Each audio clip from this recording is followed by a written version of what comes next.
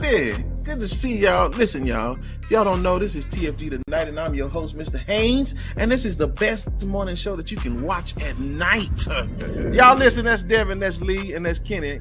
I'm trying to be nice. Black said we got two Americas. Say to my brother Black, man, I think you could be a preacher. I ain't never heard somebody that use a first word and then read a scripture right after. So let me state for the record, I am a misogynist. You know, yeah. Pull out your card, Doc. He's and I'm a chauvinist as well. Anybody who knows me knows that. That's right. Now I can go back to minding my own business. Either that boy is Benjamin Button or somebody lying. And listen, and that boy may be mentally 12, but he's 34. You bad boy, you don't do it again. I'll let Black articulate a little bit better than that. Nope. Okay. Never mind. It's good for the soul. It's like medicine, right? Yeah, for real. That's all I gotta say. I wish I had one of them applause buttons to, like that.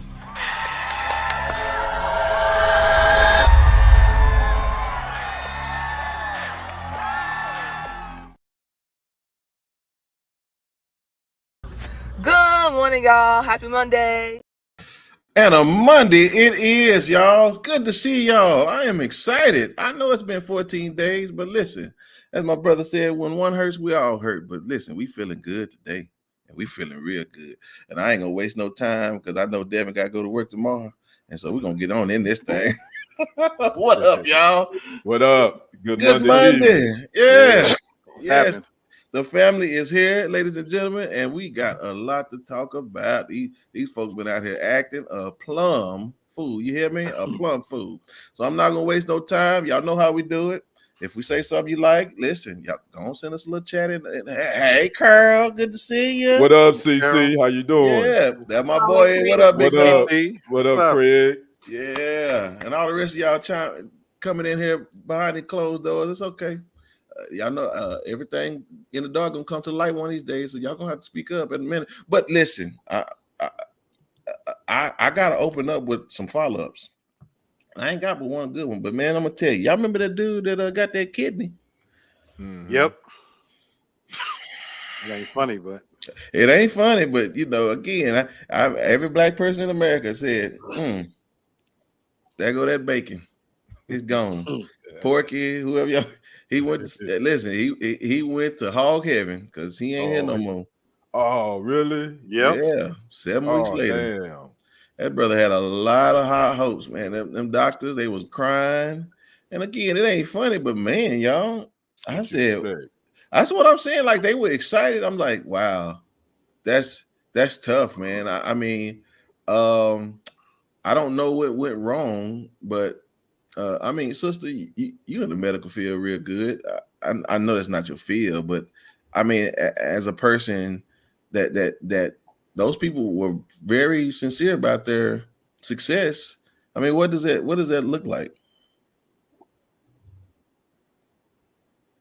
I mean, let's think about it. I don't know if y'all know of anybody who's ever had any type of transplant. I don't care if it's like even a bone marrow transplant or somebody who's just received donations of blood.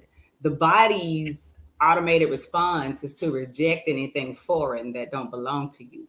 So you've had people who've received kidney transplants, liver transplants that reject a human organ. Mm-hmm. So of course your body's not going to want any part of an animal. I mean, and I get people get desperate and they know their time is limited and being on dialysis and all that is miserable. And it is, unfortunately, usually a terminal diagnosis. So I get why people have done it. It's happened several other times with other things that people have experimented on, but it's still sad.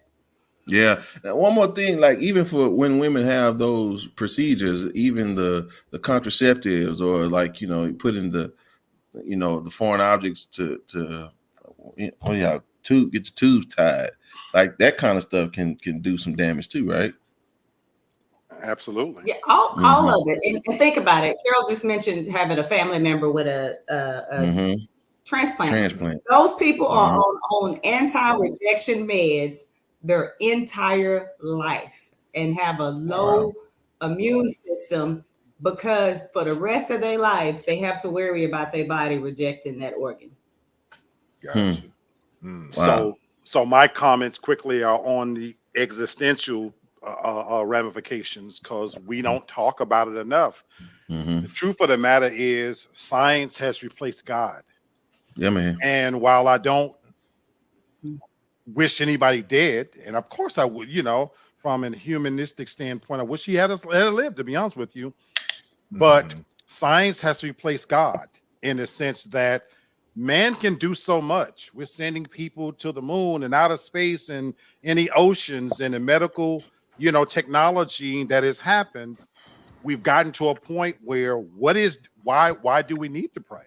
Why do we need to ask God? Because even this conversation right here, when we're filled with our everyday normality to where people go get butt implants, this implant, reshape themselves, and we're even being told now that there's not even two genders. So everything about creationism and about God is being challenged because of the advancements of man. And this just reminds me of a simple scripture that it says how wonderfully we are made. Yeah. Kenny, what's your thoughts, man? Again, he only had 7 weeks after he received that treatment. And again, I know he probably had a lot of thoughts about what he wanted to do with the rest of his life, man. That's one of those situations where, you're willing to do anything to preserve whatever time you have left in your physical shell. And I get that. I understand. I mean, we know death that's going to come to all of us. And that's just the reality of it. But, my thinking is, man, I want to come in here with what God brought me in here with. So I don't want you to be using me as no science project. That's how I look at it. So if you tell me that, hey, we can try putting a hog brain in your head, no, I'll pass on that, Doc. I think I'm just going I'm going to pray about it, and I'm just going to get out of here. You know what I'm saying? And also, it gives a whole new meaning to living high on the hog, too. Oh, listen at him coming early with the jokes. Yes, sir. And again, they got the hearing transplants. The billionaires are trying to figure out how to get people that have brain damage, and I think they had a real bad failure. Like something went wrong with some of those transplants with the brain, trying to get people to speak and all that. So I mean, they're trying, man, and people, we're trying to find longevity in life and higher quality of life, man. Again, Black, like you said, it's literally trying to replace God. Right. Yeah. Good luck with that, y'all. I mean, he got it right on the first time. He did. Y'all seen some of them? I'm just saying. Speaking of replace, where Lady D go? I think her computer was running slow. She probably switched over to different platforms. So she'll be back. Yeah. She said, I agree with Lee. Stop trying to play God. Yeah. And that's exactly what they're doing, playing. Yep. Right. And so y'all just take care of them temples, eat better, get out there, exercise, work, get out in front of them tubes and all that good stuff. And so we'll just go from there. All right. Well, listen, it was good when it lasted, but I guess no more. So we'll keep it moving. Okay, so listen, I got a few things about these politics I want to talk about. Number one, y'all know Vladimir Putin, he trying to recruit some soldiers.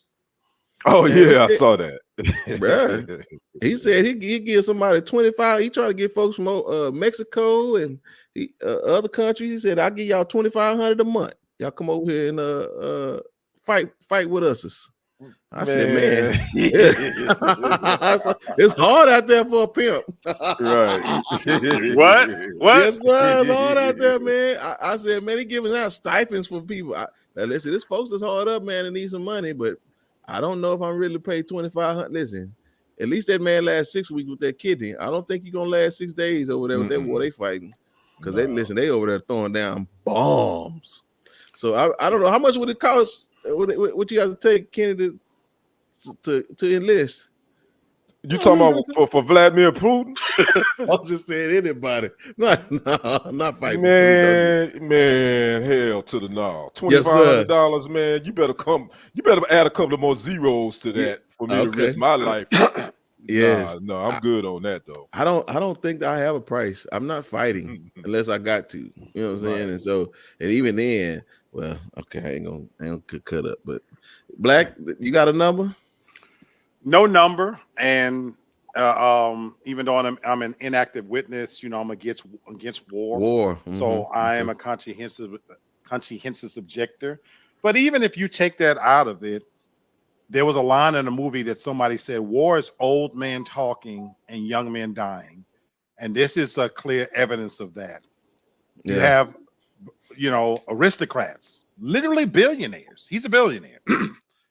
Waging war, talking tall, got himself reelected, and they got oligarchs in charge. And even here in America, our politicians who currently run the administration, anywhere from 60s and 80-year-old, hands off his baby shit.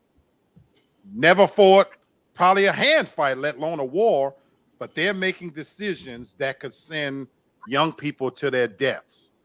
And all of even when you see on television the wars and everything, it's not the people who start the war out there getting killed and dying.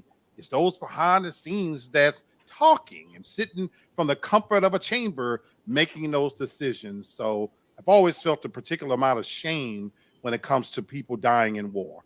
And even though we're programmed to say to soldiers, "Thank you for your service," and I'm not taking anything away from that because I don't want any service people to be angry with me, but I'm against war and all that it stands for in general. Yeah. Now listen, I agree with him, but listen, he don't mind tussling in that bedroom with. This is a. But he just ain't gonna do it on the field. Yes, sir. I got you. And many of these raggedy pussies been through some wars too.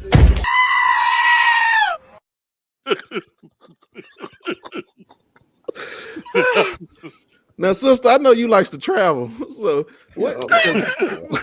Putin say that he'll give you Russian citizenship if you come fight for him. Is there any country you would fight for to get citizenship? A country I'd fight for? Hell no. If I could build an underground bunker now, if they start showing on here, I'm going. Yeah. No, that's right. I just thought I'd ask. You had to ask the question. I couldn't leave an answer. All right. It was a far-fetched, but I'll get it. Okay, I got one more in here for us. And listen, I got to hear from sister on this one. In Missouri, there's a law that they're trying to pass that's requiring women seeking divorce to disclose whether they're pregnant. And the judge won't finalize divorce during a pregnancy. Texas and Arkansas have similar laws on the books. And so if you're pregnant and you're trying to pursue a divorce, they won't let you do it while you're pregnant. I don't understand this. I don't know where we're going. I don't know. What does that say to you, sister? I mean, I don't want to tell my business, but let's go back into my hotels. Listen. Okay. Long time ago. Long time ago. I was married to a dude who did some shiesty stuff and he went to prison on me, right? Okay. So it's hard to divorce a dude in prison because he was gone several years. So while he was in prison, of course, I went into a relationship, couldn't get married because I was still legally married, right? But I ended up having a baby with my new man that I eventually married. But he is still not on my child's birth certificate because the ex is the legal father. Whoa. Really? We just dug in Divins' business. And could have been I asked him to sign like a denial of paternity and couldn't do it at the time because he thought there might have been a chance. You know how you do.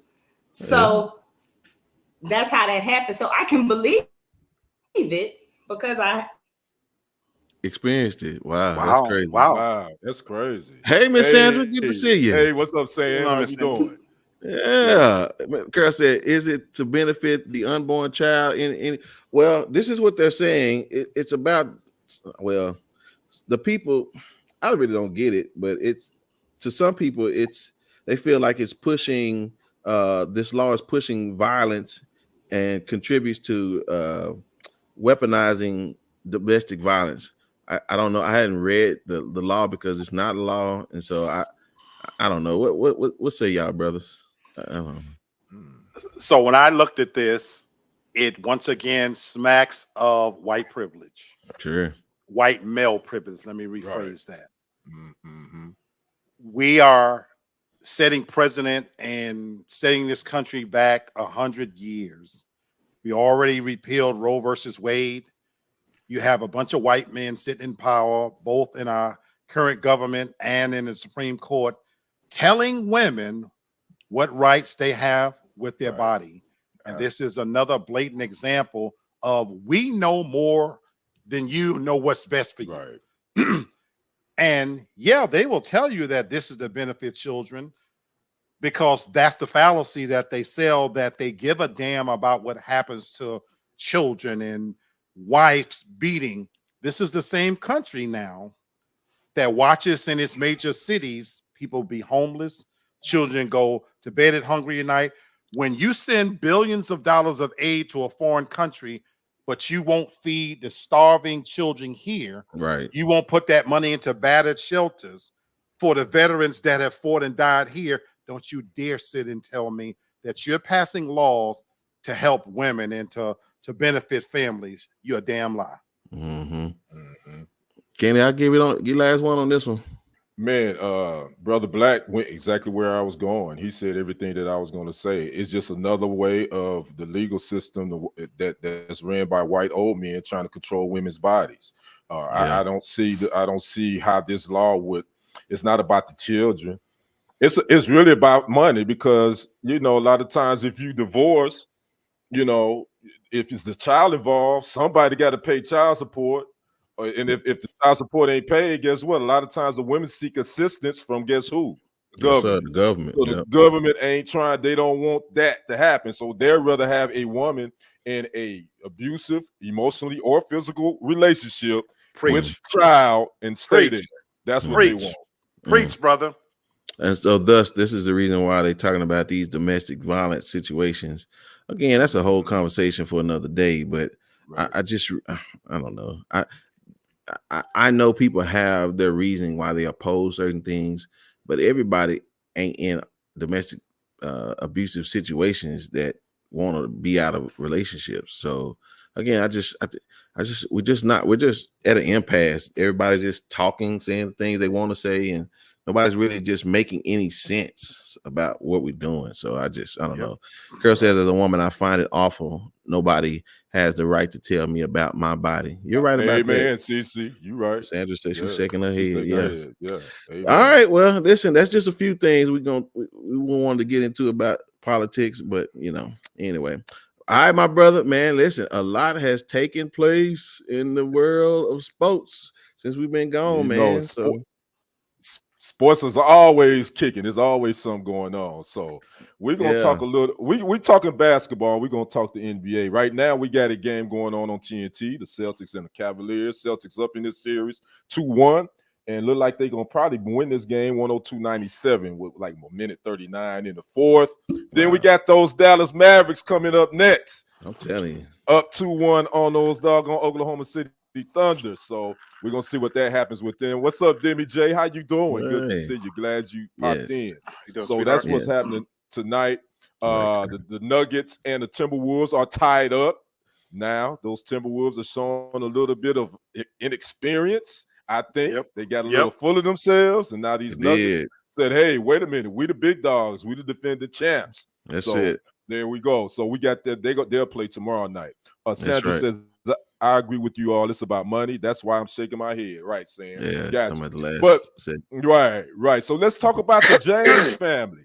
The LeBron James Sr., LeBron Ramon James Sr., and LeBron Ramon James Jr. Well, came down today that Bronny James has passed the medical clearance that he needed to pass to be make himself eligible for the NBA draft. So that came down today.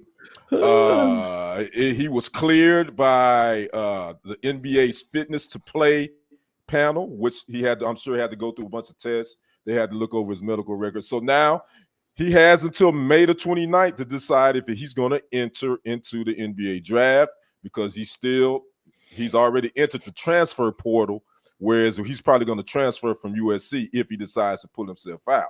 Well, all the pre-draft workouts and stuff start tomorrow. And I can't wait to our lady, our medical lady, Lady D, get back, because I got a question for her. But I got a question for you guys. Let me give you, here's his measurables, by the way. He's 6'1.5" without shoes. He's 210 pounds, and he has a wingspan of 6'7", which is really good. That means that he's got length on him. That makes him a good defender. So now let's talk about him possibly being drafted. I'm gonna start with Brother Black. We know his daddy's in a situation in LA. He already said that he wants to play with his son. They just fired their coach a week and a half ago. Right. So they're gonna be looking for a new coach. So I want to ask you, Brother Black, is Bronny James going to end up being drafted, and will he be a Laker? I definitely think he'll be drafted, and I think it's a good shot, actually, he'll be a Laker, because I think he'll fall late in the rounds. From what I've kept up with, he's not that great. You know, there's many scouts that they don't go on the record because you don't want to make an enemy out of LeBron James, but they're even saying he definitely needs more polishing. He could learn more in school, but the way the business part of the world works, it makes sense for him to leave. I don't believe he's truly medically fit. I'm with Carolyn, but of course, nepotism is a bitch. No doubt. Yes, sir. You know, yeah. and in this instance, I'm not mad at him. If this is your dream, and let's say it really is Bronny's dream as well, to live to be able to say that I made it to the NBA. White people do it all the time. Asian, every other culture does it. They grandfather their own, and we just talked about politics. How you think these jobs get passed along? I love the fact that LeBron James is swinging that big bat of influence to say that if you want me, and my dream is to live long enough to do something that's never been done. So I think it's a realistic possibility that if he falls to those later rounds, why wouldn't the Lakers pick him up? You make LeBron happy. He's going to get paid $50 million a year. That would be the best possible scenario, to where he'd be on a team where his father could facilitate and ensure that he's not really mistreated. He gets a little bit of rookie hazing, but at the same time, he literally gets to land him and leave him in a softer situation. And even if medically he's not all that can be, he just needs to dream realized.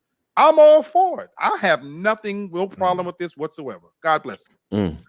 Craig says, I think they are putting too much on Bronny's shoulders to be in the NBA. I don't think he's ready. I agree with that, Craig, as well. Diane says, hi, everyone. How you doing, Diane? Yeah. So I'm gonna throw these numbers at you, Brent, and then you give your thoughts. This is what he only played 1 year in college. Obviously, he had that heart situation, so he didn't even play the full season. He only played roughly 20 games.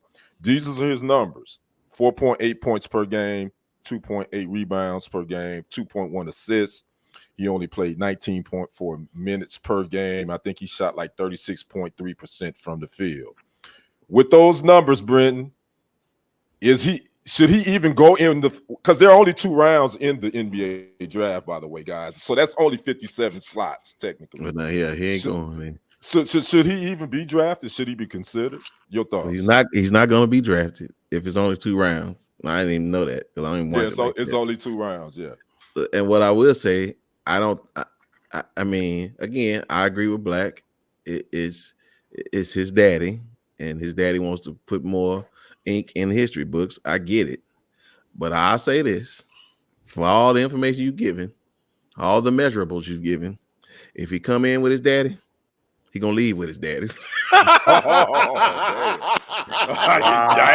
Wow. Wow! Listen, God. LeBron, you retiring? Take your boy with you. Oh, Wow. damn. Wow. Damn, that's yikes. That's pretty rough. Hey, I that's a think he's hot gonna get drafted, place. but I agree with you that when daddy leave, buy You my going- son too. What's his Bronny going with you, baby? Hey, he may make history 2 times, right? Going with his dad and being the fastest NBA player to get up out of here. Wow. Listen, nobody's gonna pick him up. Mm. He gotta go to the D League or something, F League or XYZ. Listen, that boy ain't ready. He can't even play in college. He ain't ready, but with him, you get LeBron. Yes. And you get to make LeBron happy, and LeBron puts butts in seats. That's all I'm saying. So great, make history. But I'm telling you, he coming with him. He gonna leave with him. Oh wow, that's my hot damn. take. That's damn sure a hot take too. Well, I'm glad Lady D back because I want to ask your opinion from a medical perspective. Now he was able to clear. He was medically cleared. Bronny James by the NBA's fitness play panel. Now I don't know. I'm assuming these are doctors, cardiologists. I don't know if what their credentials are. But I want to ask you this: as a team looking at this, and even though he passed, what do you think a team should do to make sure they cover themselves just in case something happened, even though he's been cleared? What you think teams should do? I think because of who LeBron is, there will be a cardiologist on staff in the bank, hooking him up during halftime, before the game. I think when they call him back, they're going to check his blood pressure. I ain't joking. I think they're going to do all those things to try to make sure that he's clear. They're going to give him all the pressors and medications to make sure he got a strong heart going and all of that. And afterwards, he's going to go back to being under the care of a cardiologist. They're going to do everything in their power to make sure that boy is good. But I personally think if the boy sucked, no way to compare him. I'm not comparing him to these kids, but y'all know the Make-A-Wish Foundation where they let the kids live out their dream one night or one evening.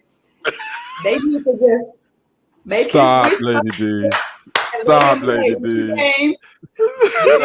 Stop, Lady D. Stop. Send him back over there to whatever school he came from so he can play with his true league. Let him make a layup. Stop it, Lady D. Nobody touch him. Like you do the little sick kids. Don't touch him. Don't foul him or don't make it hard for him. Play like you do, but don't really block him. Be like ooh, but let him pass you and let him shoot a shot and then send him home.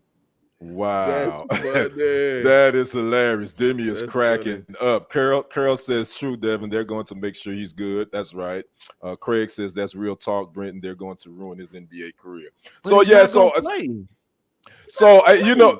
is definitely going to be a polarizing subject for the whole summer. If obviously the Lakers are out. LeBron is going to be playing on the Olympic team this coming summer in Paris. So then he still has to decide if he's going to opt in for his $51.4 million to come back to the Lakers. Obviously, the Lakers in disarray. They're looking for a new coach. So I truly see LeBron using his son as leverage. Like, hey, if you want me back, 100, you got to pick my son. And I think if they say we're not going to go that route, I think he's going to be out there campaigning other teams to say, look, if you want me and my son you got to bring us along. It's a package deal. So, and then, from a father perspective, I get it. I mean, what father wouldn't want to play with their son? I would. But on the flip side, that's undue pressure, in my opinion, that LeBron is putting on Bronny, especially now that he had the medical. Too. I think after he had the medical issue, let the young fella do his thing. Let him grow into who he could become. He need to stay in college, in my opinion. But again, hey, your daddy LeBron James, he got some pull. So what's wrong with using a little bit of nepotism to further your career? Yeah. So that's my thoughts. By the way, the Celtics beat the Cavaliers 109-102. So they up 3-1 in that series. The Mavericks and the Thunder about to play next. We'll see what happens with that. And I got to end it. It's always a great day. Always a great day to be a Green Bay Packer fan. So it's back to you, Green. Thank you, sir. Now I got a really quick question for you though about this. Now, do he want? Is the contingency he want them to draft him, or can he can come to the NBA without being drafted? Well, the thing is, I mean, you know, it's in any sport. If you get drafted, your chances of making the team is a little bit better rather than being undrafted free agent. Right. So then, if you're undrafted, then you got to get an invitation to come try out. So that's the difference. So I mean, again, the game is still being cheated, so it don't really matter. It's LeBron's son. So again, LeBron don't understand. Again, LeVar Ball made it hard for his boys. Right. And I think LeBron is going to make it hard for his son because, again, remember, LeBron got mad at the media. Right. He got mad at the media about them not having him on the mock draft. But so that's just LeBron being sensitive. You know, we all know LeBron. He's sensitive. But it's legacy. So. Everything with LeBron is about legacy. Yeah. And so he's all about the statistics and being able to say, I did this and nobody ever did that. He's all about that. Right. Yeah. I ain't mad at him. And I for me, I'll agree with everything you're saying, but I applaud him. And at least this is better than them dumbass kids from Will Smith and them who claiming her dumbass, that little bird-looking bitch that he got talking about that she would have got as far as she got without being his daughter. You stupid little bitch, you. This is a test. This is only a test. We've been gone for 2 weeks. He feeling good. Well, let's go. That's Lee Black. Lee Black uncensored. Lee Black. I hate those freaking kids. We got to start you. We got to start your segment called Lee Black Uncensored. Lee Black Uncensored. God dog. Here we go. We'll never get to any other part of the show. It'll be a moment after moment after moment. We'll never get there. So I guess. All right. Well, speaking of kids that got pressure, let's talk about these independent school districts. So listen, I'm ashamed to say it too, but I mean, I don't live there no more. But there's a study in Arlington Independent School District. It says students can't read or do math at grade level. 44% of the district students read at grade level, and 34% of students perform in math at grade level, according to data discovered during a mock exam. And we ready? What? Okay, so again, if only 44% of kids read at their grade level, that means 46%? No, 36%? No, that means what? If you said 44%, 56%, 56% are on. That's okay. Listen, I got a good job, so it don't matter what I'm doing right now. Hey, you just never mind. I ain't gonna say. I know that. All right. Be careful. We've been gone a while. I got some in the trigger. So listen, 56% of kids can. And then the other, if it's 34%, then that means there is 66% of kids that sister. And I know you talk real good about these kids. What I mean, the statement "dumb as rocks" comes to mind. This is what I honestly think they're doing, and y'all know, I really do think they're dumb. Have y'all ever seen like a social media post or gotten a text from a young person? It don't even make sense. They be making up words, saying stuff that don't make sense. But I think it's intentional on the states because we prioritize what we want to prioritize. The young kids of today, they all want to be entrepreneurs and they have these dreams and they don't want to be workhorses. They don't want to be workhorses. They want to start at the top. And the way the states are preventing that is to make sure they're too damn dumb to do anything except flip a burger. I feel like it's intentional. It's the have and the have-nots. It's the kids that go to private school and have educated parents that can help them that are going to make it in life. And then the other ones, they're just not. They're going to spend all their time on TikTok, Instagram, and whatever other social media platform that they own trying to make it by doing dances and stuff. And I think it's intentional because let's be honest. I used to say, why don't we do this? Why don't we prioritize what we want to? Let's be honest. If we got billions to send over to a war that we're not even fighting, we have $1 billion to put towards the educational system in our children. And they cutting jobs even as we speak next year. Like they're the 1.9 billion is being cut from education. It's like crazy. I mean, Black. And again, listen. I ain't got no shame talking about mine. And again, I had to tell my kids when I'm talking to them, and they reply back with sounds. Okay, y'all. Let me tell you something else. But my son with his ass, he didn't even get his GED because he turned in his laptop like a damn fool, and then blamed me for it because he had a 5 GPA. Let me tell y'all something. And this was during COVID. He wasn't turning in none of his work or nothing. I am not joking. They said if he would just turn in so many assignments, they would have passed him. And he would have graduated, and he wouldn't even do that. And these are the kids that are coming out of the school system, y'all. That's right. It's sad. It's so sad. No, because everything is tied to these exams. At least in Texas, it is, and so that's all they worried about, man. And so, I mean, Black, I know this your wheelhouse right here. Just gonna give us a little bit. Well, I'm not surprised at the numbers, and they're higher than what. I think they're fudging their numbers. If you want to know the truth, I think it's way worse than that. Mm-hmm. The very American dream that we've sold for decades, we're locked out of it, believe it or not. The gap between the haves and the have-nots, as we just talked about, the 1% and the rest of us, has only grown within the last 2 decades. We're kidding ourselves. There is no true middle class anymore. There's the upper crust and there's the rest of us. And so we've created a world where when you've taken God out of schools, discipline out of homes, and the pandemic exposed what's really happening in our school systems, because the very people that's most responsible for our children's education don't treat them well. And we have not made any benefits to our infrastructure, highways, roads, schools, education system. What did you expect? It's the definition of insanity, folks. And so we want to sit here and act as if we're shocked and shook. This is what's to be expected. And I've been telling you guys on this show, they did a study fairly recently where they asked other countries what their aspirations were. American children at the top of the list was talking about being content creators and social media influencers, where other countries were still focused on STEM, science, math, technology, jobs that really are going to take them into the future. So even though we have our children where we're putting technology in their hands at a younger age, but what does it say that we've taken the ability to write cursive out of school? And so you said, Sister D, they talk the same way that they text. We've glorified that way to speak.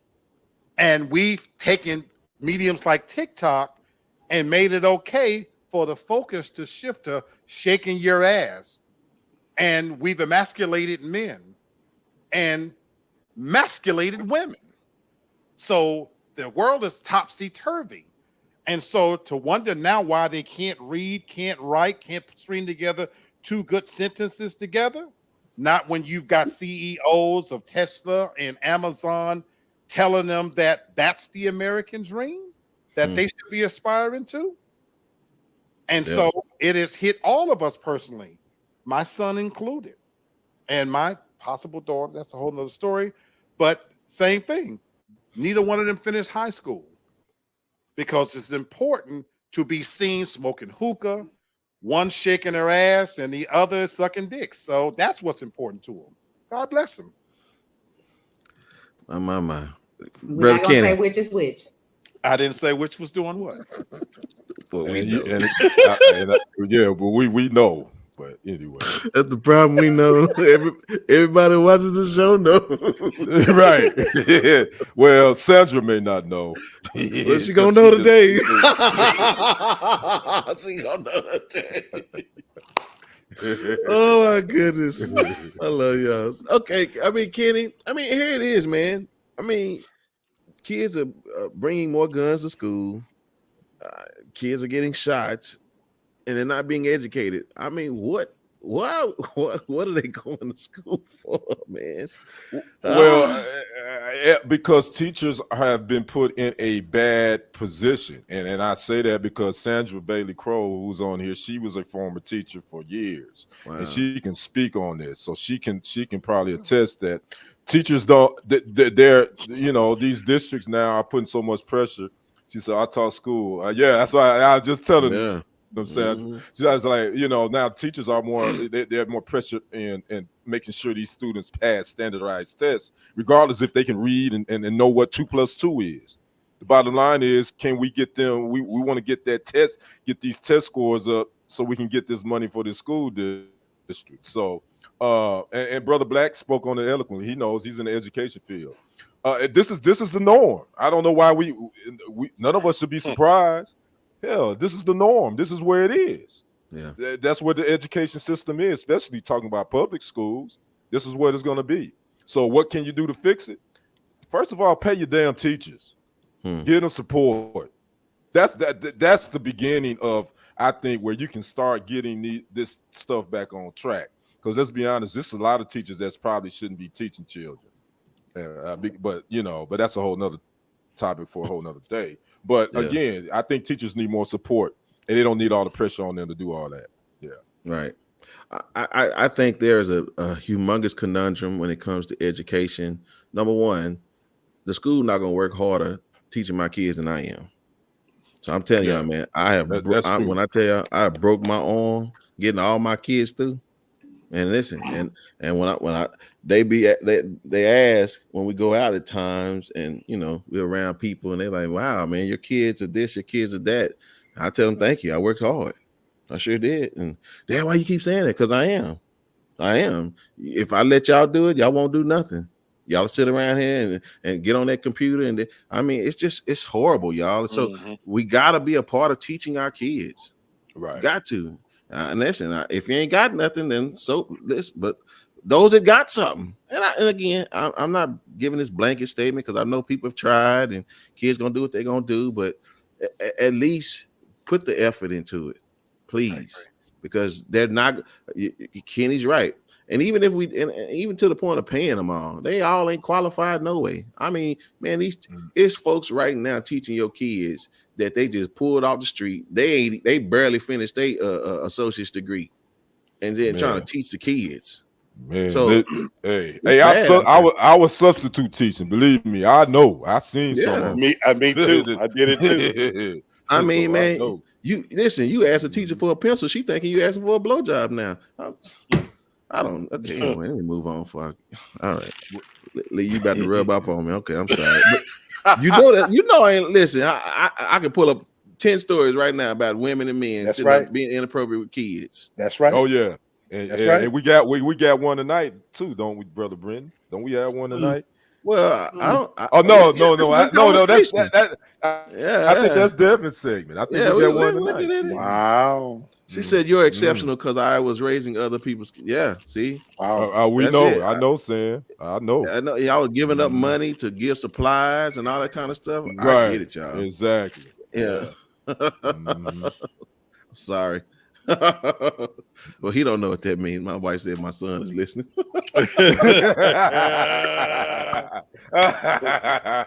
My bad, dude. I thought you was in there playing the game. I hooked up. That's your room. You playing the game, all right?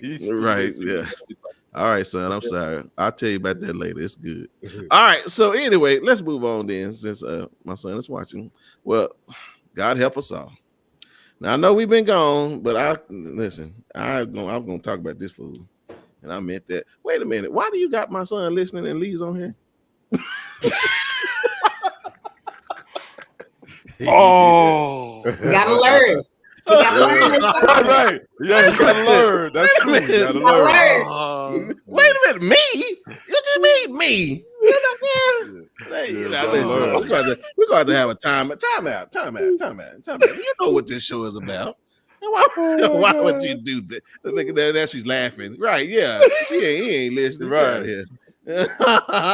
So, what you say, Kara? Imagine what I'm going through getting an education for. Wow. Yeah. Wow. Yeah. Yeah. That is true. Yeah. What's up, brother? Good to see you, man. Hey, what up? What up, Jack? I agree with you, What up? Stephen. Good I agree brother. with you 100%, Stephen. That's not good, though, Steven. I don't like that because these kids are already lazy. It is the future, though. But they lazy. They lazy, Yeah, bro. I think it's the future. I agree, though. Yeah, they lazy, but they for some reason they not lazy when it comes to these electronics. You know, Yeah, you just gotta figure out how to get their attention. But I think that's the future. Yeah. Okay. Anyway, my daughter called me. She just bought her first television yesterday, and she called me about 8 times trying to hook it up. Yeah. What? It ain't updating. It ain't doing this. Read. Read the book. But anyway, Right. What size TV she buy? 50-inch. I love Okay. it. I love it. I All love Why? Why? It don't even fit on a dresser. Here's why I ain't mad at her. I got a 75 sitting in my bedroom. I don't give a damn that it don't fit in.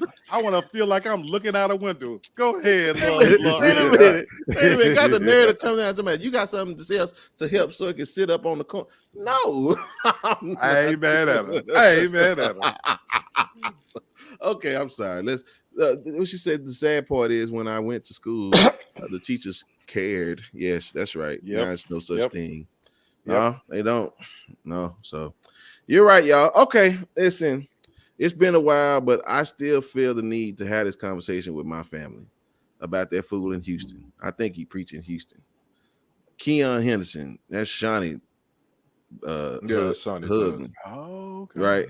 Right. You're right, Demi. It starts at home. So, if you ain't been under a rock, I know you've seen what he did, and but if not, I'll tell you. So they was in service. And I guess he was having a worshipful experience. And apparently some woman began to scream, or she's making noises, I guess, in a form of worship. For those that are in Pentecostal church, Kenny know what that means. She's yelling and screaming, right? Giving, excitement or whatever. And he tells her to hush. Be quiet. And again, everybody got up in an uproar. Folks had stuff to say, but then again, he go on, what's that Tamara Hall show, and say she been a problem. Now that's, you know what? That's where you went even got worse for me. When you go on there to try to explain yourself, and then the excuse you give was that she been doing it. Okay, I'm gonna save mine for last because I'm gonna have my little Lee Black moment, but Kenny, go ahead. I mean, how did you see this moment? Man, it's funny that I knew we were gonna talk about it because when I first saw it, I was like, oh man, he didn't have to go at that woman like that. She was just, the spirit came over and she was praying, I get it. I grew up in the Church of God in Christ, so I get it. Yeah. And then I dug deeper. I started reading comments, and I was on the I was reading other people's comments, and I was seeing other pieces of video. Well, that was just one part of the video. That's where there's always a backstory. You had already said it. According to some members of the church, that this woman does this every Sunday. So they saying that this woman, she's an attention seeker. According to the comments that I read, I actually have a relative that goes to that church. Wow. She said that, they didn't have a problem with Pastor Henderson doing what he did. It's funny, his last name Henderson. I'm a Henderson. I wonder, are we related? But anyway. Yeah. But that's a slave name. But you know what? I ain't getting ready to put on my Black Power t-shirt right now. But anyway, so my whole thoughts on this, I didn't like the way he did it. I can understand you trying to have that moment for God or whatever, but there's a way that you approach people. I don't care if you are the pastor of the church. You don't admonish a grown person like that, and that's the problem I had with it. Again, I got context on it. And I understand this lady does this every Sunday and whatever, yada yada yada. But it ain't about what you say; it's how you say it, as I always say. And I thought maybe he could have handled that a little bit better. In my opinion. Okay, yeah, sister, I'm finna come to you, but Carol, she said, why not address it when it happened the first time? And he said he been addressing it. And so my whole point is, if that's what you know that she do, well, then you make sure she's not there when you trying to do whatever you trying to do. I don't, that again, it makes no sense for you to add insult to injury. If there's a mental problem or whatever you want to say that the problem is, then you need to have a plan in place. Hey, when she starts and y'all see Ursula, y'all going to grab and Kenny, y'all seen it enough times to know that when I've seen somebody perform. I say perform. They sitting up there at the pulpit, and then somebody is acting like that in the spirit or whatever, and then they say, "Ursula, can y'all take on out in the back and let us finish up?" Right. So again, you can't talk to me about motive, clown. Okay. No, I agree with you on that. Yeah. Diane said I saw it. She does it every Sunday for years. Each church has one person. We would tap her and she would stop. Okay, yeah, I got something to say in just a second, sister. What's your thoughts? I already know where she goes. Wait, hold on. No, you don't. She first of all, she was from where she was standing. I feel like she was part of the choir and she had a really good voice. So he was taking advantage of her because he wanted her to sing because it made him look good and it made the church look good. Wow. And the second part, if he knows she gonna clown like this, he should have assigned a couple of people with her because it's a mega church. There would have been 2 people happy when she get the clowning to walk her ass to the back and then turn around and walk her back. Third, this is me. Y'all know there's always that fool at the church who gonna show out every Sunday. I never forget my cousin. I won't, God rest her soul, I won't say her name, but at the funeral, we always know what she gonna do.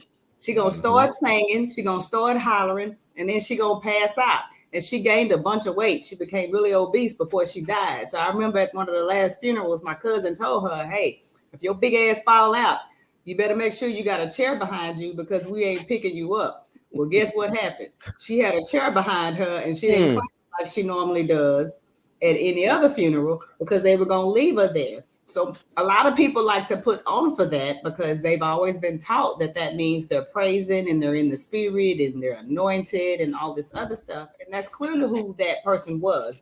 But if he knows you like that, I don't know why people could have just walked her out.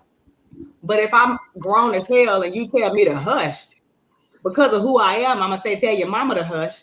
And then they're going to put me out the church and then I'm going to embarrass him on the live. And there's just a couple ways that he could have gone about that, and then to go on the show and double down on it, and then promote the book about Shawnee and Shaq, big overgrown silverback looking ass.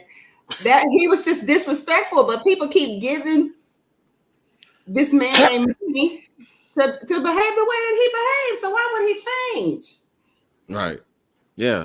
Again, all this indoctrination, but okay. I'm about to overspill. Come on, Black. So you know I have pretty much no respect for churches anyway. So yes, we do. I've been under a rock, so I did not see this incident. But this is typical of the effery and foolishness that goes on in today's churches for me anyway. So even though I didn't see it, now y'all gonna have me go watch it. All of it is fake and phony to me anyway. So, and it's typical. People take their lead from their leaders. So if you got a little sissified Kirk Franklin and dick sucking Donnie McClurkin, and you know, what's this person she mentioned in here? Winans. Some of these ones in there making a spectacle of herself with all that hollering and yelling and foolishness they carry on. Why you wouldn't expect that from the parishioners, to be honest with you?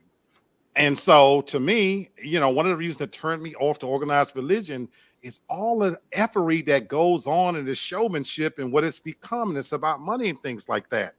And so for me, I would have put her musty ass up out of there if you want to know the truth. You know, if she carried on and doing all that foolishness and you didn't need it in that moment, but again, you shouldn't be letting it happen in the first place. You can't pick and choose, in my opinion. My problem with it is that if she does it all the time and you've been allowing it, what happened to hauling a motherfucker up by their collar and ushering them up out of there? You know, to be honest with you, they acting a damn fool. In my opinion, this is Lee Black. The only reason you need to be hollering, yelling, calling for God is if I'm stuffing myself deep in that mustard snatch and then No. This is a test. This is only a test. This has been a test.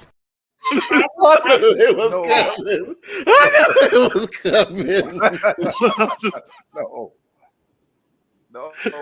I couldn't that's do when you should be calling for God. Because I'm God in that bedroom. Call on God then, goddamn it. But otherwise, keep your mouth closed.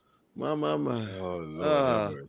Okay, y'all. I tried. I'm sorry. I tried to get to it quick as I could. But You see, all of us, we were waiting like we was there Everybody- going. We was like we was trying to direct the plane on the landing. No.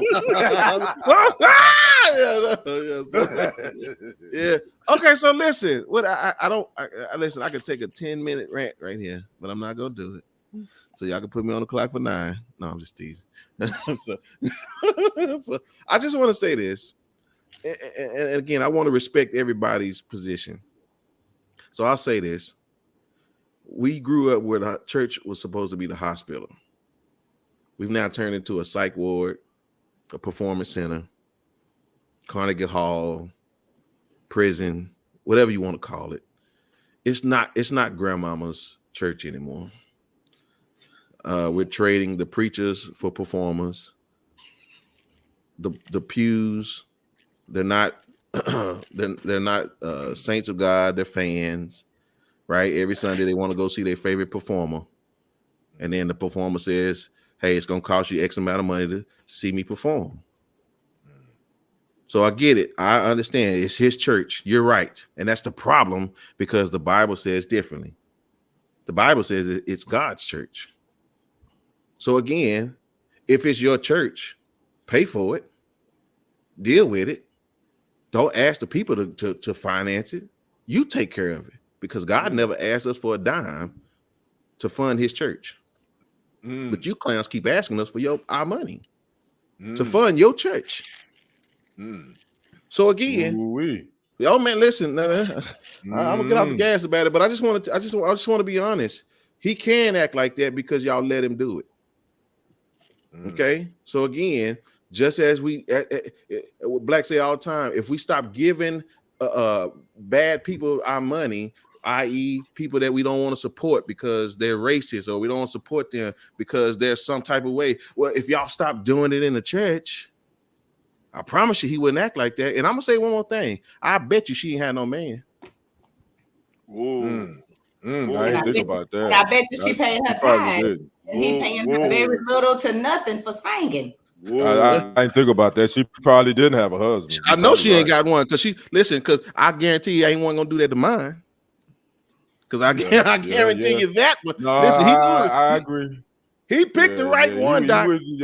He wouldn't check my picked woman the right like one. That. Nah. And again, listen, if she hollering and she been doing it, then you know what's wrong with her. So then, I mean, what's the point of the service if it's not to help people?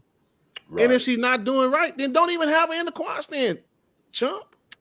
And to be honest with you, Brenton, when the video I watched, it wasn't distracting. In my opinion, it was just a woman getting her praise in. Man, in my opinion, he wanted a moment of like silence. He wanted complete silence. It wasn't distracting. It wasn't distracting to me. She was yelling, so that's what was frustrating. He said, "Go to your office. Go to your office." You know what I'm saying? And again, here it is. Even better, have your wife say something to her. But no, you want to have your moment, right? That's true, and so again, I hope you enjoy it because it's your church. But last time I checked, y'all operating in y'all church instead of God's church. Because only time I seen Jesus beat people out the church is because they was all right. They wasn't screaming; they was in there selling. But Brenton, boy, yeah, this got you. Oh no, because listen, man, it bothers me, man. Because again, the most important thing that's supposed to be the church is the people, not this money. The people are supposed to be most important, but we flipped the script. We're no longer a family; we're a business, we're a corporation. I agree. Right? If this was family, you want to know what's wrong with your sister. Right. But you want they're on my bucket list, y'all. So when I go viral for getting busy in the church, it'll be me. Okay. I can't even. What you say, Debbie? Some preachers have these entourages wanted to be treated so holy and exalted as if they were the one that died on the cross. That's it. Gasoline draws, Lee Black. Gasoline draws. Thank you. We already know. Craig, what'd you say? If he's dealt with this woman on numerous occasions, I'm guessing he got frustrated and said what he said when he have one person doing. I bet if his wife was hollering, he wouldn't say nothing to her. Yeah. All right. So anyway, that's my point on that. But we're gonna keep talking about this stuff because it's gonna come to a head. Y'all think God being quiet? No. He giving us time. He making sure that nobody will have an excuse of why you did what you did. You said what you said. Because now y'all getting it put on tape. So you ain't gonna have no excuse no more. So, all right. Well, all right, sister. I mean, we go from one to another. So, this is interesting, y'all. All right. Speaking of people who shouldn't be teaching.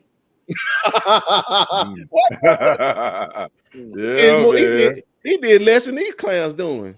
I was really trying to mind my business on this one, and I actually had mixed feelings, but I want y'all's feelings before I even say what I think. There was a teacher, a black male, young black male, I don't know how young, you know how we are, you can't tell by looking at us, who went viral on TikTok for sharing a video of his female students standing around him unbraiding his hair, and he has now been reportedly fired.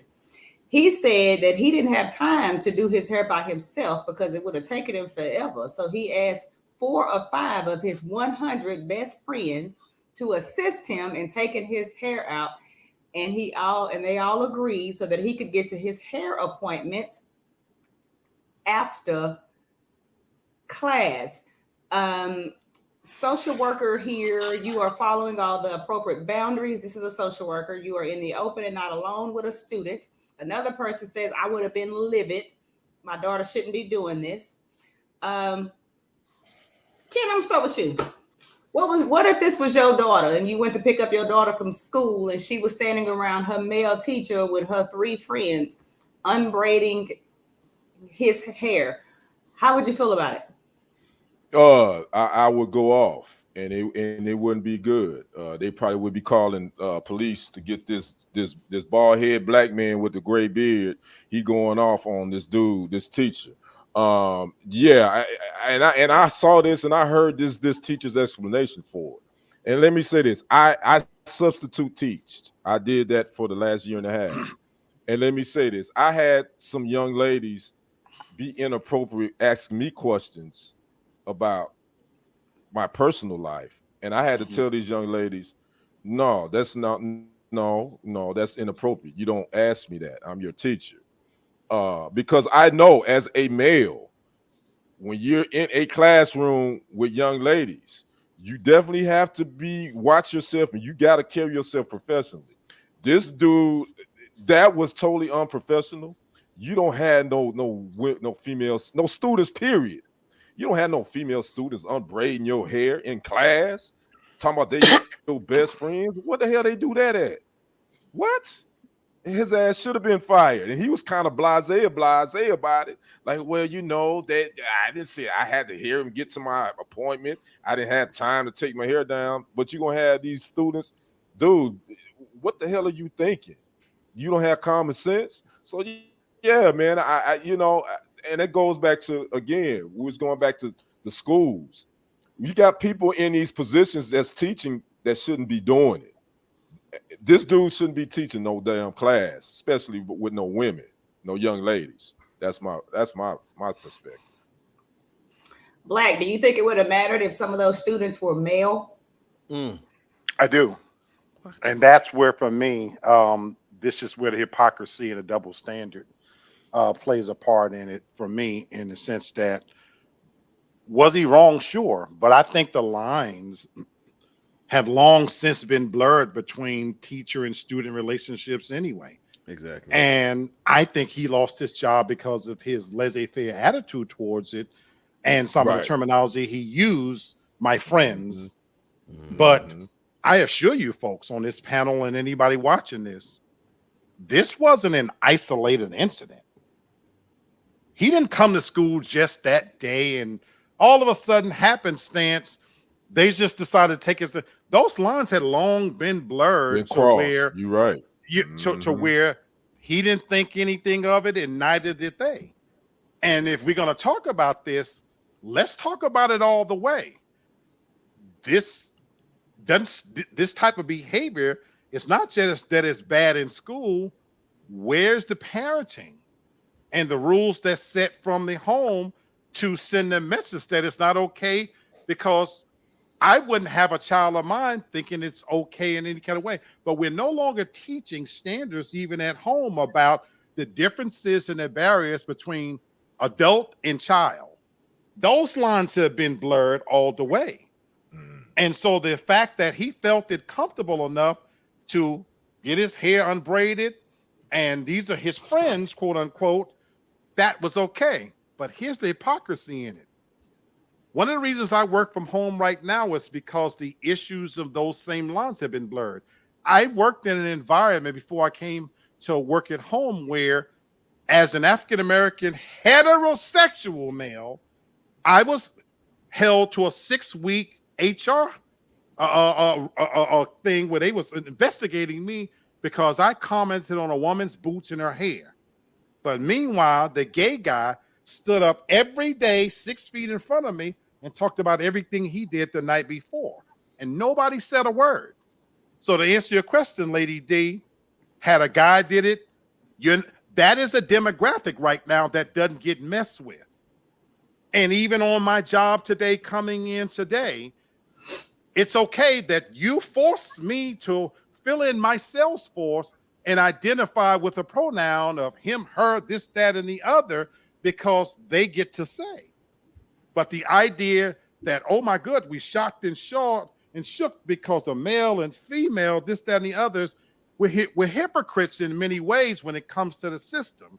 Because when do we get to pick and choose that, well, that's wrong, but if it was 2 women or if it was 2 men, then that's okay, because we don't want to mess with the alphabet group because we don't want to get in trouble with them. And why, and since we're talking hair, why is it always African Americans getting in trouble with hair when they pass the Crown Act? Right. But let that be somebody Jewish. We don't mess with them. Let that be somebody Asian. It's amazing how when it's us, the standards and the rules and the bar gets raised and changed. So I'm not saying he shouldn't have been fired, but those lines were crossed a long time ago. Shame on the administration. Shame on those people in their households. And shame on a lot of us for allowing it, because we've normalized it. But then when we want to act shock and shook, then all of a sudden it's a big problem. So my question would be, what would have happened if he had said, well, you know, I'm gay and they can do my hair? Would that have made a difference? Okay. Before you answer, Brenton, let's say that this was a reputable teacher that you had good communication with. He had done well with your daughter. And you never had a reason to kind of doubt him. But you popped up at school unexpected and your daughter standing there with her friends taking his hair out. Would it be a big deal to you? No. And the only reason I'm going to say is no, because I know there's much more egregious things that I've seen be allowed to happen in school. Again, if it's a one-on-one, it's, you know, it's my daughter alone. No, nobody else can come up here and do it. Then you, again, they talked about the grooming things, right? Right. Again, teacher, he didn't break a rule. If y'all got a rule, I've seen, again, like I said, if it was a girl doing a female teacher's hair, plaiting it up, getting ready for something, there's no issue. So I don't think he broke a rule. I mean, they ain't doing no work, no way. I think to me, that was a good being evil spoken of, because we're so cynical in our thoughts now. We're thinking he's thinking about sleeping with all of them, this, that, and the third. But the ones that's taking the kids into the gym and the men that are being able to text other men, and again, kids are telling teachers, principal, something happening. Well, we can't do nothing about it yet because this, that, and the third. But again, that's the least that I can see is the problem, right? You got teachers over the summer want to go hang out with their students. Hey, we're gonna spend some time together at the library. Again, y'all don't keep up with nobody else like that. But again, he letting these girls braid his hair. Like you said, I don't know if the dude's straight or not, but that was the most innocent thing. Yeah, if I seen my daughter doing that, I mean, I'd be like, dude, I mean, whatever.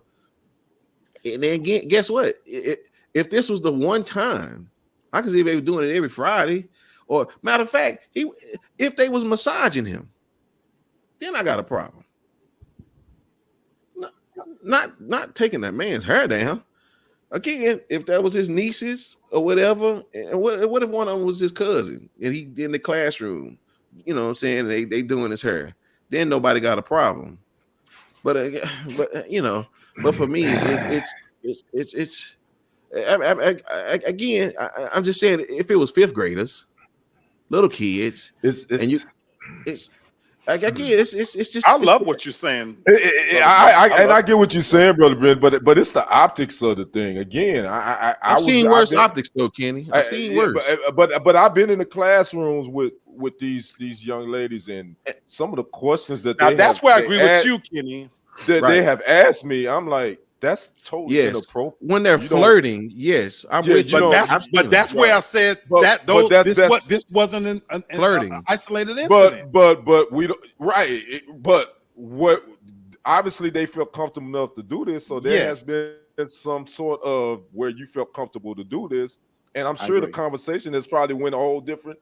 You know what I'm saying? I'm just saying. Kenny, I've been in that position. I'm with you. But that's just it. We come from a different. Look at his age, Kenny, and we come from a different generation where we don't want even the appearance of impropriety to happen. I'm with you. You couldn't walk in my classroom alone by yourself. You're never going to be alone with me because of some of the stuff that's been said to me that will blow your mind. From 11th and 12th graders. Right. And that's what makes the difference. If it was this teaching period and they were skipping a class to go do it, yes, I got you. Yes, if they were dressed provocative and again, like I said, they were massaging him, you know what I'm saying, something like that. But in that moment, what I saw, again, should you use better judgment, homeboy? Probably. You know what I'm saying? But for the sake of all that was taking place, it was more than one girl, you know what I'm saying? Again, all that kind of stuff. No, I wouldn't take it there. I'd be like, hey, let's do something different next time. But when I see a teacher, go ahead. Yeah, we're done. But let me couple things. Number one, I think they fired him because everybody's lawsuit happy, and the school didn't want the liability because he's so calm, cool, and relaxed about it. And all it takes is for one of them parents to be broke as hell. Or want an opportunity to say, hey, say Mr. Jones, I don't remember what it is, Mr. Henderson made you uncomfortable, and we're going to get our money from the school. That's one thing, because he's a dumbass, and he don't realize how easy it is to get caught up in stuff like that. And if he is, quote unquote, not straight, it don't even matter, because today, what they say, there's not even there's LGBTQIA plus community. So gay ain't even gay what it is right now. I mean, he could be anything. I agree, Sandra. Second thing, let me tell y'all about us when we were kids, when we got a crush on a teacher that was kind of cute. We say and we do stupid stuff. We'll be looking for a reason. Mr. Henderson, can we take your hair down? And, girl, I'm going to rub my thigh on him this time when I take his hair down. And we don't know any better. We think we're doing something, and Ken, you as a sub, you know how they act. And then, it may be like, I dropped his braid. And because that's just how they behave, because they think it's innocent. But we know what a lot of men, it may not be as innocent. And all it takes is for them to say the wrong thing, write the wrong thing in a text message. They mama see it. Oh, Mr. Henderson's so cute, girl. I can't wait to take his hair down this Friday, girl. And I could just see where that can go. And he just had a lapse in judgment because, as we mentioned before, a lot of this TikTok generation has this addiction to being content creators. And if he would have never put that on TikTok, nobody ever would have known. Nobody would have known. Nobody ever would have made that big of a deal out of it. But now he has become a liability to schools and things like that because, and I've spoken, I'm telling y'all, one of them gonna say it. All it takes is for one of them girls mama to tell the school that Mr. Henderson made them uncomfortable, or he made him unbraid his hair and she really didn't want to, and he be looking at me funny. And there you go. They fired him because they saw liability coming down the pipeline, because they are too young and they're not reasonable. They're not thinking about how that can look. I don't know the man's sexuality, age, or nothing. And it don't even matter to me. I just know what that could become. So y'all need to be smart on these TikToks. And I just miss Mr. Jones from my school years, who couldn't even go near a teacher. And he'd tell you, go sit your ass back down in that desk, girl. We need that teacher back. And now I'm gonna go back to minding my business. You was on point, Lady D, for real. Wow. Bravo. John Tyler. I know John Tyler. They had a great football team. I graduated from John Tyler already. Hey man, y'all was pretty tough on that football. I don't know what y'all was feeding boys. But I nipped at it. Yeah. Now again, I'm very lapse of judgment. Again, for me, what he did, I've seen more egregious things, but I do understand. Right. You did not put yourself in a good position, and so that's bad. And so again, but again, that's who y'all want to give more money to. More money to. That ain't gonna fix it. TikTok teacher. That's what he is. The TikTok teacher. Well, he TikTok unemployed now. So anyway, yeah. All right, y'all. Listen, I got us a scenario today, so y'all hold on. I mean, it's so enriching to talk to y'all, because you talk to so many fools and you see it's like good conversation. So I know I bring up things that somebody like, y'all still talking about that, but y'all ain't heard it from us. So when y'all hear it from us, then y'all know we talking about something. So that's why we gotta go buy some things. Y'all know I ain't playing. We be talking good up in here. So listen, I want y'all to take a look at this video and let's have a conversation about this scenario. Boy, I can't even do my job. You don't know wait. What you mean? Yeah, baby, I told you later. Yeah, I hear you. Man, I gotta get back to work. I'm gonna talk to you when I get home. Okay, see you later. Dang, bro, we can't get our time, man. He busy calling.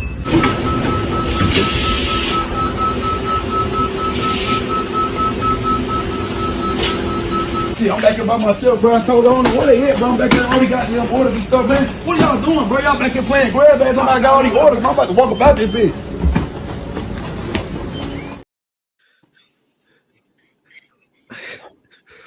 So I would say, and again, this is when I worked at Jack in the Box, baby. So this is a listen. So I they said it hit a little home for me, right? Because I remember these situations, right? That Jack in the Box, I didn't get fired for that reason, but you know what I'm saying. So I kind of wanted to talk through these workplace relationships. Why? What is? And again, the workplace relationship. Sometimes you don't even have an outside relationship, but you spend time with people there. You spend a lot of your time there, and again, that comes about with building the relationships, building the attraction, things like that. But again, adding these dynamics, she had a different relationship outside of this situation. You know what I'm saying? And so for me, I'm not really asking the question about did you do it, but it's like, why are we choosing to spend time with people we work with, and then from there we cross these lines by having a personal relationship? Black, I'll start with you.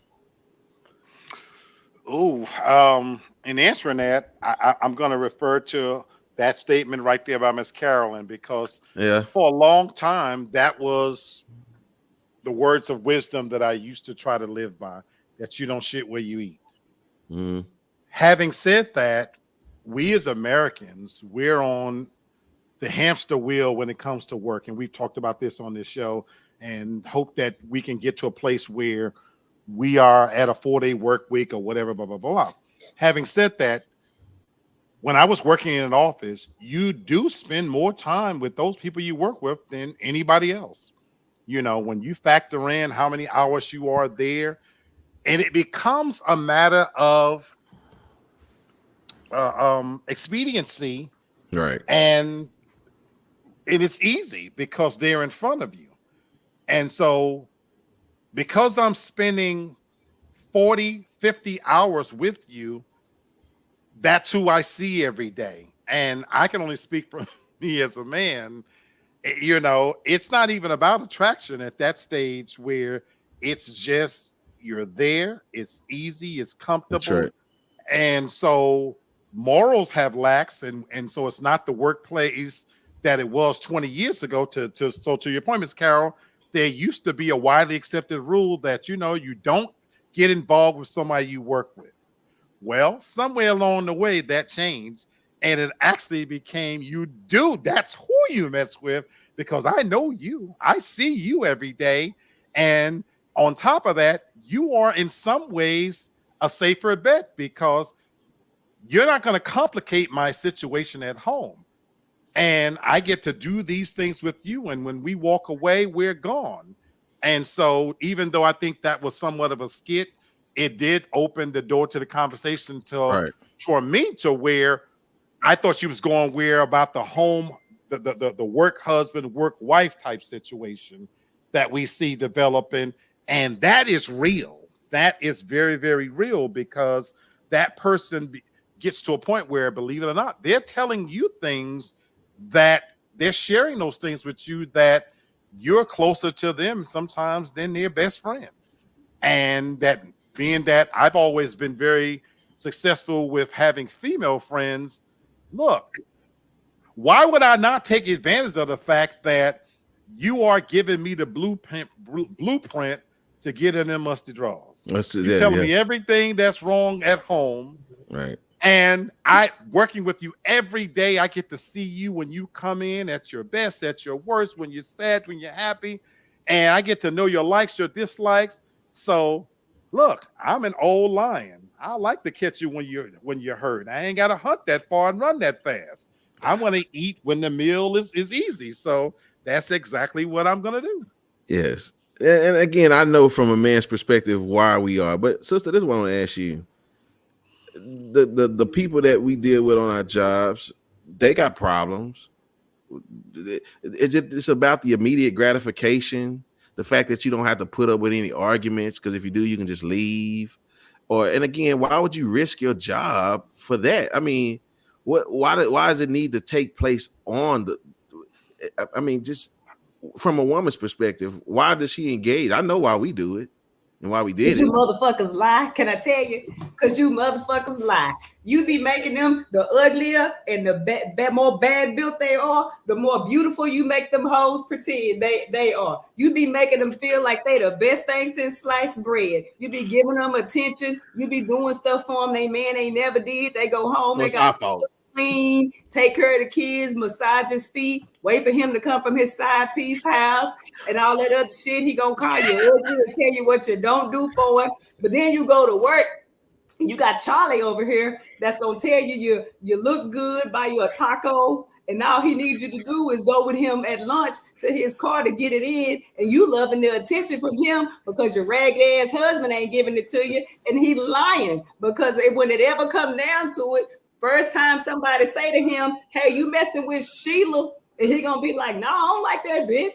And then Sheila gonna get her feelings hurt. And if it come down to Charlie or Sheila losing their job, he gonna throw Sheila under the bus, and then her ass gonna be big bags and unemployed. Women don't fall for the okie doke. It don't make no sense. And if you do, make sure you keep your feelings out of it, or leave your broke ass, busted ass husband and find you to give you some attention. You're gonna end up with some shit that amoxicillin can't cure. Don't be believing them lying ass dudes. They be lying. Y'all, am I lying? Tell the truth and shame the devil. Am I lying? That's my dog right there. But hold on. Yeah, I don't know what you talking. I'm just going back to the question I asked. I said, is it about immediate gratification? No, that is the ultimate truth. She spoke the truth. But wait a minute. No, hold on. I got to push back on a little bit. You saying that it's all our fault? Like we the problem? That's what she's saying. Pretty no, much. I didn't take it that way. Pretty I much. took it that way.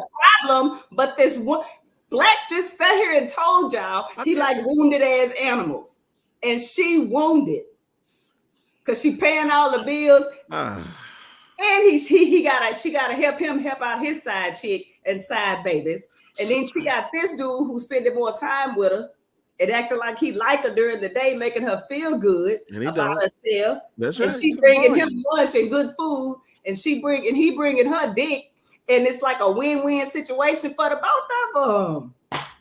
Wait a minute. Okay, but just answer me this. Based on the scenario, she was lying to her man. She was letting him kiss on his neck. She was in the freezer with him. Right. Again, I know this to be, yes, we're seeing this being acted at, but we know this to be true.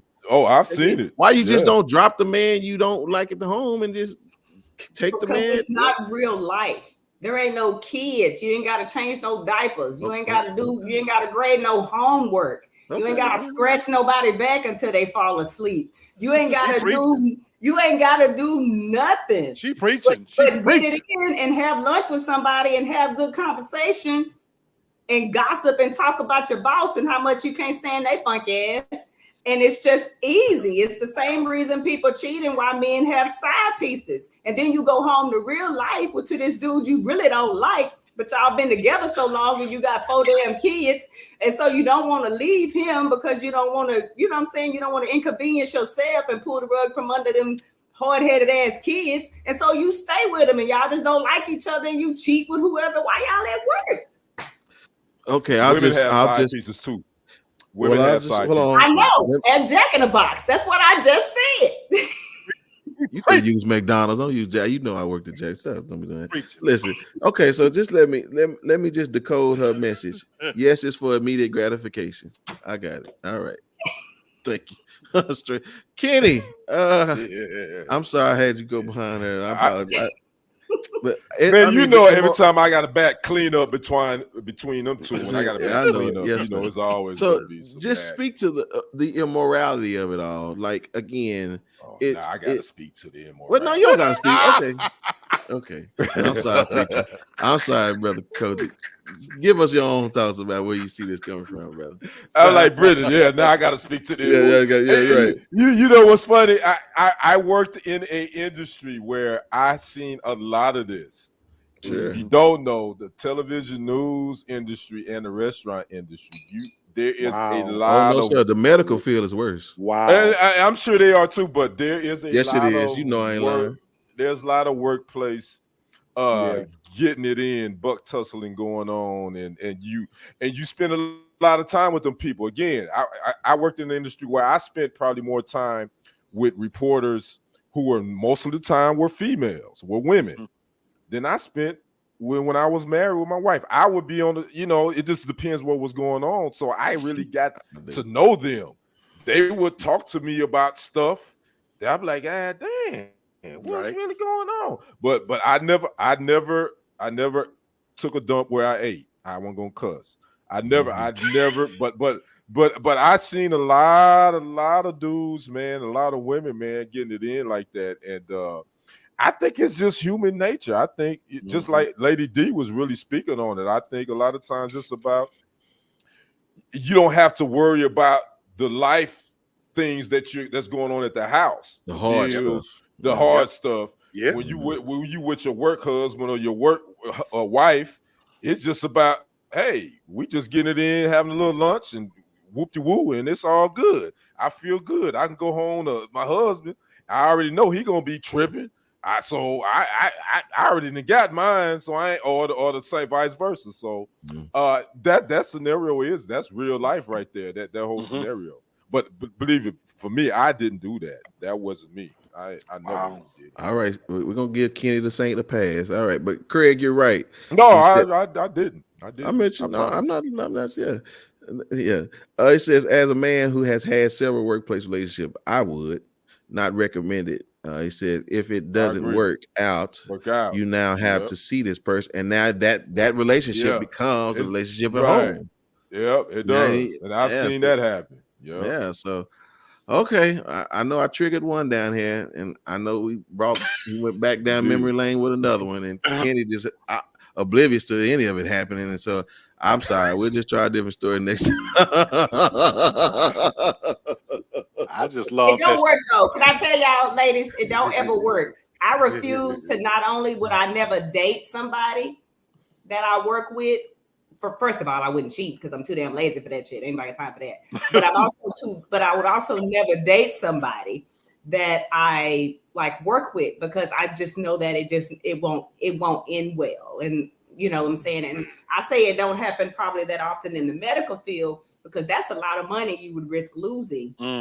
Got caught up. So I just think that in some professions, depending on what you're doing, you may not be willing to risk that. Although I've seen some people do it. I've seen some managers in the stairwell. I heard about them with the directors getting it in, but that's what they did. I would never do that. I don't really play them games like that, because I don't like drama. And I just feel like whoever that person's spouse or partner is could cause problems for you if y'all got caught up, because somebody gonna do something stupid, send an inappropriate text, to somebody gonna do something dumb. I would never. And I'll say this, I'll let Lee have it for his segment. Demi, to your point, I think that is the most important thing about that whole scenario, is that it does speak about those people and who they are. You know what I'm saying? Because again, if you want to be committed, you want to stay committed, then it's a choice. And so I agree with you on that. It's just bad people behaving badly. And so but again, I don't know if I agree with sister. It ain't none of their fault either, because you know what? Yeah, because I'm sick of her. We all know the workplace hoe.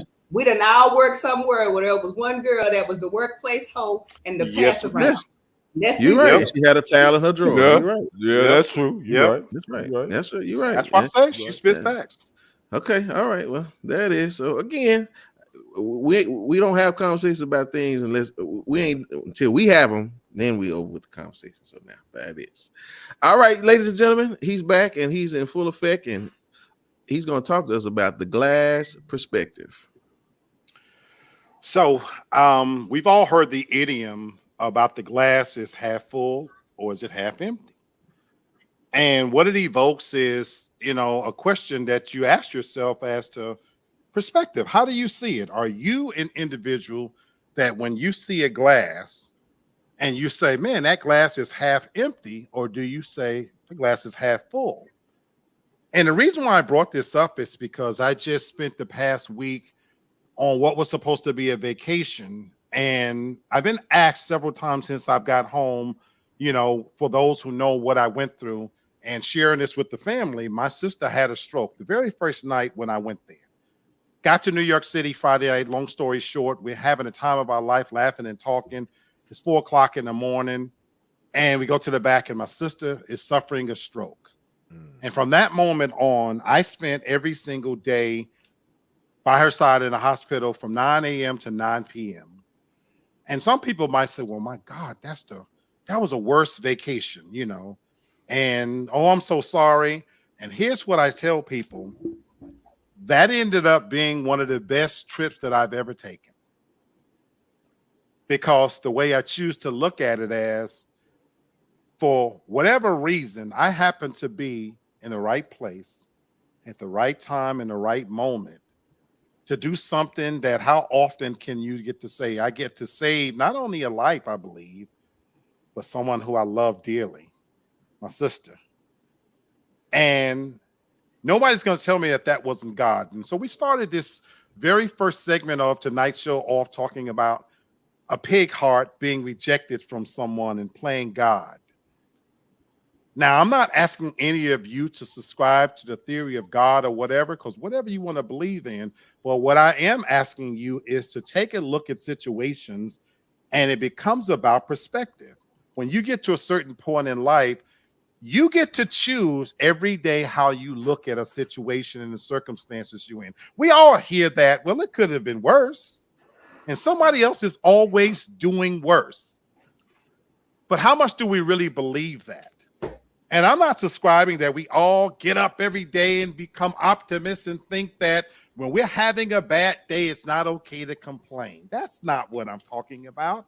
But what I am talking about is how you choose to evaluate when you're in the midst of trauma. Because the truth of the matter is it comes down to whether you want to see that glass as empty or, man, I almost got it full. And in many cases, it comes down to what you're doing with the glass.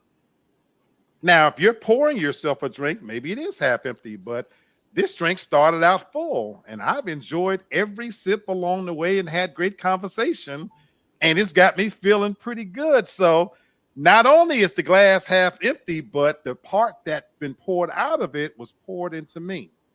And so I hope that you look at things in a different way. And so I sit here for you today, in front of you today.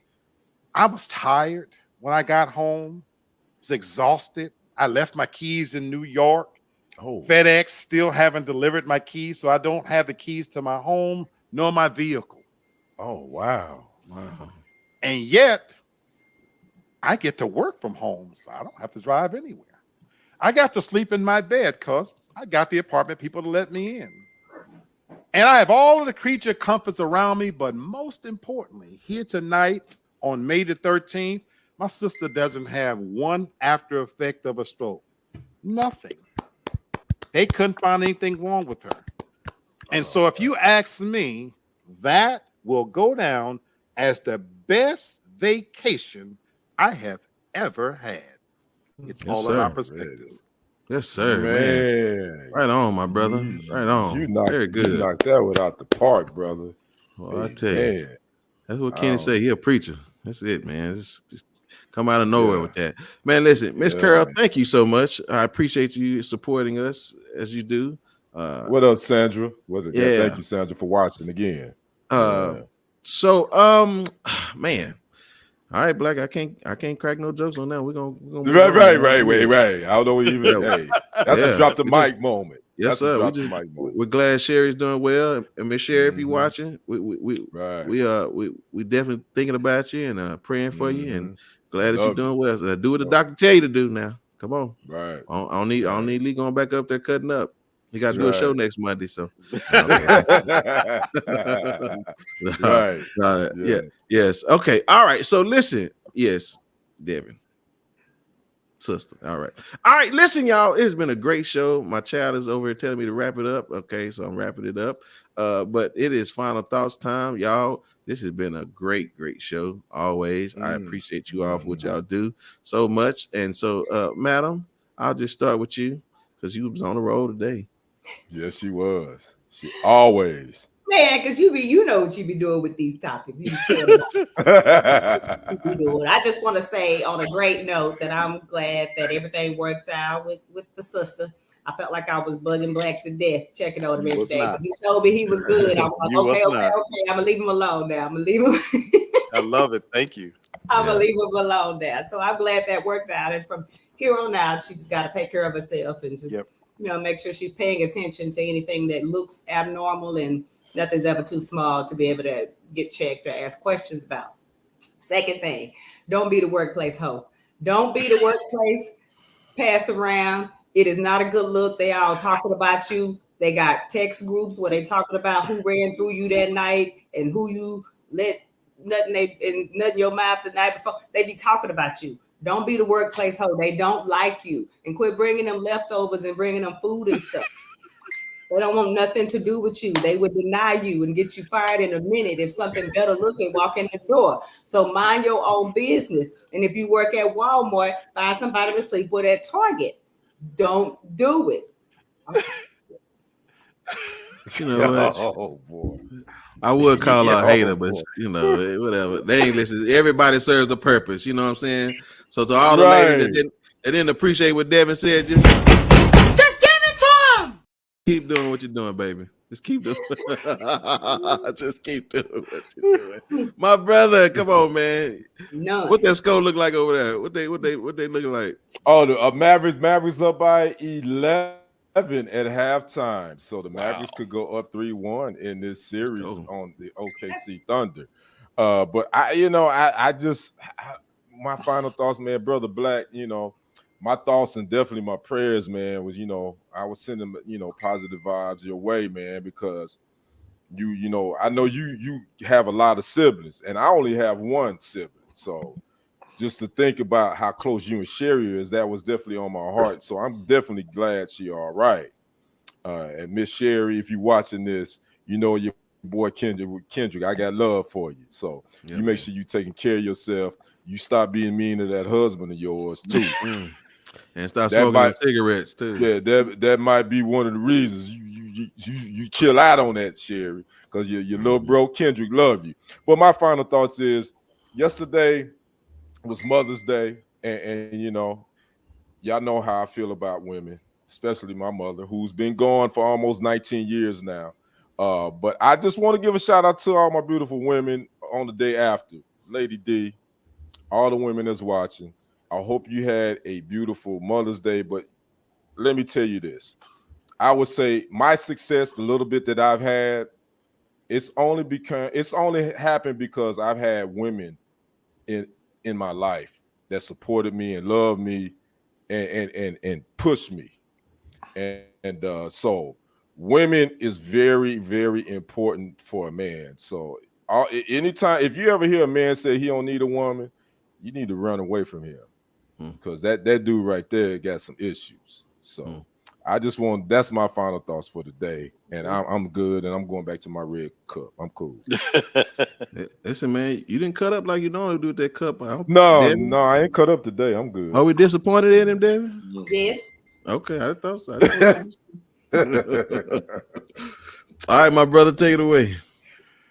So even though I have quite a few biological brothers and sisters, y'all have no idea how valuable it was to hear from each and every last one of you, because I consider y'all family. Y'all I've long since stopped thinking y'all as just friends. Y'all are family to me. And so valuable, and it helped to keep me grounded. So thank you for that. Number two, don't listen to Devin. Not all of you nasty bitches out there have the benefit and blessing to look like Lady D. So you keep sharing your goodies with the rest of us out there, because as Brother Brendan said, we need you. Yeah, we do. Yeah. Well, listen, I don't need y'all no more. I got my own. I don't need y'all no more. I got my own. So I'm just saying. Hell. He's got. There's a lot of us out there today that ain't wiped up. Facebook said my soulmate is in jail. By the way, Facebook said that. See, I might have to go back to that workplace. So y'all keep bringing lunches, telling y'all stories, and basically bending over easy. Don't make it hard on a man. Lastly, I will say the benefit. I'm gonna piggyback lastly on what Kenny said. I thought about this show all while I was gone, and regardless of how tired I want to do it, because here's what I want to share with the audience that's watching this, and even watching it. You cannot understate the value of Lady D, because without her, we would be us three. We're not the most likable bunch. We have our moments. We funny, this, that, and the other. But you know what? Right. Lady D humanizes us, because what you're able to do, Lady D, is for the women who watches this and the one who come back and watch it, they have to say that if she is tolerant of them sons of bitches, they must be all right. And for that reason, I love you, some Lady D. That is true. You know, that's true. Lee make it sound like we sleeping with all the. No, I'm just saying, you know. You say Lee ain't sleeping with all the whatevers. Well, I said he making it sound like we sleep with all the audience members or something like. No, no, I'm just teasing. Man, listen, fantastic show. Again, I appreciate, love everybody. I'm glad that everybody is doing well. Again, that's the reason why we wasn't here last week, because I ain't doing the show without them, y'all. Just I tried. So if somebody ain't gonna be here, Devin, when you going on vacation again, I will let y'all know, because we ain't doing. I know it's coming up. What? She probably Memorial Day weekend, Devin. Where you going? Where you going, right, Devin? Go ahead. I've had to shorten them because both my husband and I took positions. You know what I'm saying, where it's not as easy to go now for either one of us. So it's really limited us. So I've just been, so we try to just do more extended weekend type things. Where good. Okay. So basically, you saying we ain't gonna be on Memorial Day weekend is what you saying? No, I'll be here. My next scheduled one is, unfortunately, I think not till like the 4th of July. It's horrible. Okay, yeah, I'll be going in July too. So July we may be gone for a couple weeks. So yeah, but we'll talk about it. But just know, if we ain't here, it's because somebody was busy or something happened. And again, if they want to share, we'll let them share. And other than that, somebody was messing around with their workplace wife or husband. they done took a trip. Well, I'll just say this: my wife work from home, so I can always get it when I'm ready. Oh, This is a test. Okay, I'm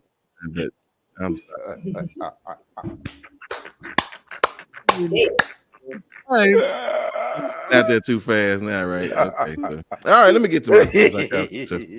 All right. She probably out anyway. Okay. I hope she out there. Baby, if you're not on, I'm just playing. Okay, I'm just playing. All right, so listen. No, he ain't playing, Miss Haynes. No, he ain't playing. Look at she done commented probably. She said, I know that's right. Please don't be mad at me. Thank you. I appreciate it. I've worked very hard. We were almost gonna be married 20 years, man. Wow. Yeah, 20 years. That's awesome. So it's 19 this year. So next year it'll be 20. So yeah, that's awesome, brother. Yeah, man. Listen. Yes, sir. So okay, so listen, I have a question for y'all.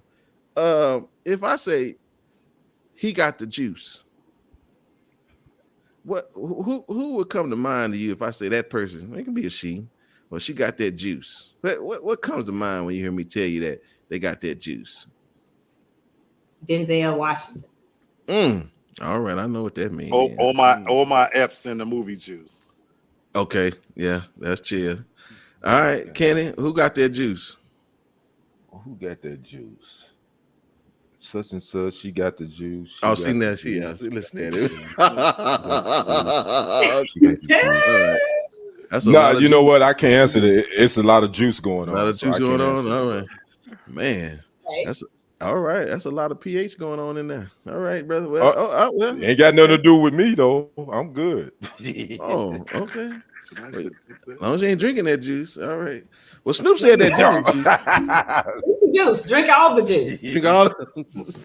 What Eddie say? The juice is in berries. Drink them all. Yes. Okay. So listen.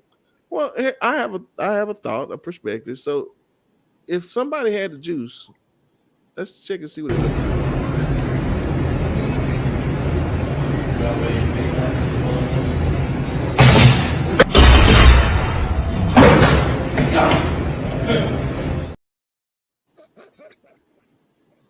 Right. Well, that didn't. Wow. Listen, all I say is, if you got the juice, just make sure that you can handle the juice. And if you're too stupid to know that if you can't handle it now, just make sure you go to that breaker box and turn off that doggone electricity before you sit up here trying to change some lights. Yeah, he about to go to the upper room. Yeah, he's about to go to the upper room. He must have had a pig kidney because he gone. Yeah. He had a pig. He gone. So anyway, listen, all y'all out there, y'all keep holding on to that juice unless your name is OJ, and then you up out here this year. So listen, that is Lee. That's Kitty and that's Devin. We gonna see y'all on Monday. We out of here. Peace. Yeah. Yes, sir. I can't even do it right. I'm out.